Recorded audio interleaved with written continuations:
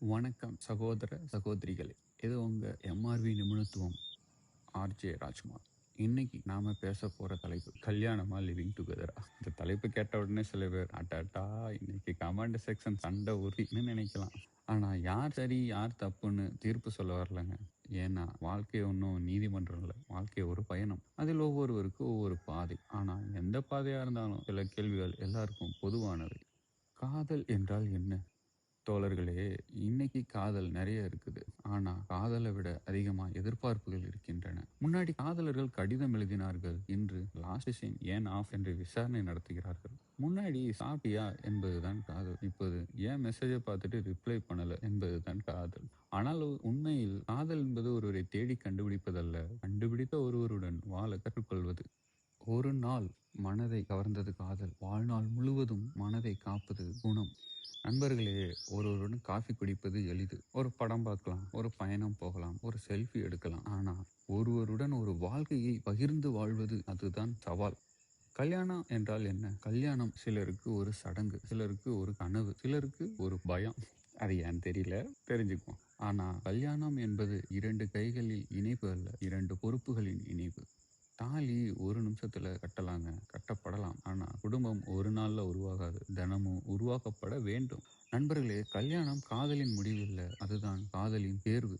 ஏனென்றால் காதலின் நம்முடைய நல்ல பக்கங்களை மட்டும் காட்டலாம், குடும்ப வாழ்க்கையில் நம்முடைய உண்மையான முகம் வெளிப்படும்.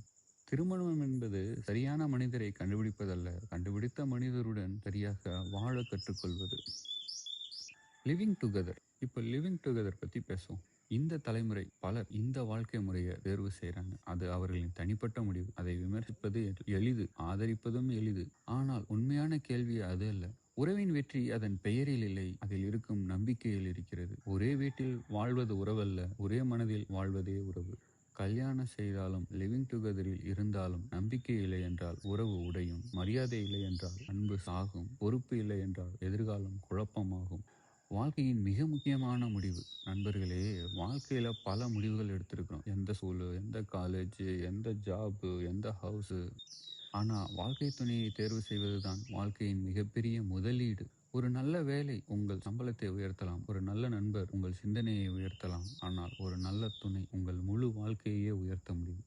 உங்கள் வெற்றியில் கைத்தட்டுபவர் நண்பர், உங்கள் தோல்வியில் கை கொடுப்பவர் வாழ்க்கை துணை. வீடு வாங்கலாம், கார் வாங்கலாம், பணம் சம்பாதிக்கலாம், பணம் இழந்தாலும் மீண்டும் சம்பாதிக்கலாம். ஆனால் தவறான துணையால் இழக்கும் மன நிம்மதியை எந்த வங்கியிலும் வாங்க முடியாது. குழந்தைகள். நண்பர்களே, இந்த விவாதத்தில் நாம் அடிக்கடி மறந்துடுற ஒரு முக்கியமான மனுஷங்க இருக்காங்க. ஆமாங்க, அவங்க தான் குழந்தைகள். ஒரு குழந்தைக்கு என்ன வேணும்? பெரிய வீடா, இல்லை ஹை கிளாஸ் லைஃப் ஸ்டைலா, இல்லை விலையுயர்ந்த பள்ளியா, புதிய மொபைலா? இல்லைங்க, ஒரு குழந்தையின் முதல் தேவை பாதுகாப்பு உணர்வு. அது இரவில் தூங்கும்போது நாளையும் என்னை நேசிக்கும் மனிதர்கள் என்னுடன் இருப்பார்கள் என்று நம்ப வேண்டும். குழந்தைகள் பெற்றோரின் பணத்தில் வளர்வதில்லை, அவர்களின் அன்பில் வளர்கிறார்கள். ஒரு குழந்தை பெற்றோர் சொல்வதை விட அவர்கள் வாழ்வதை பார்த்தே கற்றுக்கொள்கிறது. உங்கள் குழந்தைகள் உங்கள் அறிவுரையை மறக்கலாம், ஆனால் உங்கள் வாழ்க்கை முறையை மறக்காது. எப்படி? உங்கள் குழந்தை நீங்க சொல்லிக் கொடுக்கிற அறிவுரையை கூட மறந்துடலாம், ஆனால் நீங்க வாழ்ந்துகிட்டு இருக்க வாழ்க்கையை அது பார்த்துக்கிட்டு இருக்குல்ல, அதை மறக்காது. பெற்றோர்கள் சண்டையிடலாம், கருத்து வேறுபாடு இருக்கலாம், அது மனுஷனோட இயல்பு. ஆனா பெரியவர்களின் கோபம் ஒரு நாள் மறையும், குழந்தைகளின் மனகாயம் பல வருடங்கள் வாழும். கவனத்துல வச்சுக்கோங்க, பெரியவர்களின் கோபம் ஒரு நாள் மறையும், குழந்தைகளின் மனகாயம் பல வருடங்கள் வாழும். திருவள்ளுவர் என்ன சொல்றாரு? அன்பிற்கும் உண்டோ அடைக்கும் தாழ். அன்புக்கு பூட்டு கிடையாது, ஆனா அன்பை காக்கும் பொறுப்பு வேண்டும். அன்பு மட்டும் உறவை ஆரம்பிக்கும், பொறுப்பு தான் அதை நிலைநிறுத்தும், அதை வளர்க்கும்.